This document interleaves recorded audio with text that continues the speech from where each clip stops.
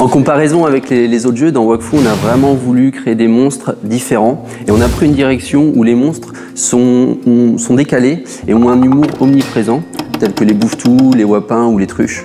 L'autre particularité vient de la manière en fait de créer les monstres en eux-mêmes.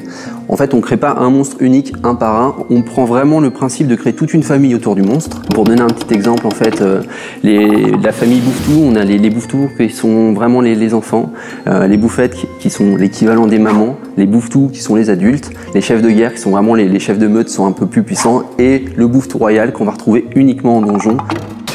Toute la difficulté et tout l'intérêt de la création d'une famille de monstres dans Wakfu, ça va être de veiller au fragile équilibre qui existe entre le type de monstre créé, la zone dans laquelle il se trouve et la tranche de niveau de cette famille. Chaque famille a un concept particulier et original qui doit correspondre à l'environnement dans lequel il se trouve. En général, sur une plage, on va mettre des poissons, des crustacés, ce genre de monstres-là. Et à côté de ça, il faut bien veiller à la tranche de niveau. On va pas mettre un monstre qui fait 3 fois la taille des personnages dans une zone niveau 10. Dans Wakfu, on a plus d'une centaine de monstres différents répartis sur tous les territoires du monde. Et l'expérience de jeu sera totalement différente d'une île à l'autre et d'une nation à l'autre. Et tout ça pour inciter les joueurs à visiter un maximum de territoires et voyager le plus possible dans le monde de Wakfu. Parmi la multitude de monstres de Wakfu, nous avons essayé d'inclure des familles vraiment délirantes. Je pense par exemple à la famille des truches, qui sont des espèces de grands oiseaux bipèdes et une fois qu'ils ont peu de points de vie, leur tête est arrachée et ils continuent à courir comme des poules.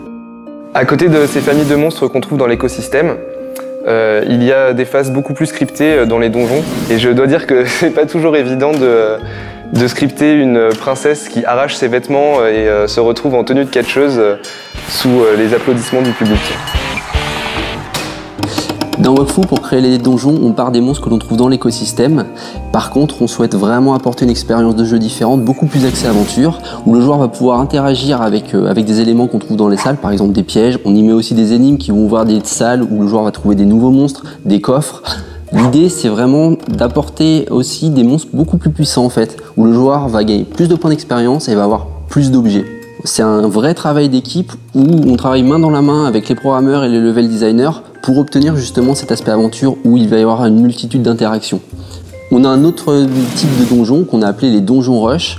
Là, c'est pareil en fait. L'idée, c'est vraiment d'apporter une autre expérience de jeu pour des joueurs qui souhaitent avoir en fait un côté un peu plus arcade. L'idée, c'est d'avoir en fait des vagues d'ennemis qui arrivent dans des salles et le but, c'est de résister soit le plus longtemps, soit de les détruire le plus vite possible. Derrière, on a un principe vraiment de classement pour coller vraiment à l'expérience de jeu arcade. Les meilleurs joueurs dans ces donjons vont avoir leur statut à l'entrée et vont faire partie d'un classement. Ce classement-là va apporter des bonus à l'intégralité de leur nation. Lorsqu'on a travaillé ce concept, c'était vraiment pour essayer de coller à l'esprit du jeu de Wakfu, pour apporter en fait un côté compétitif, mais qui a un impact sur l'intégralité du jeu et notamment sur les bonus de nation.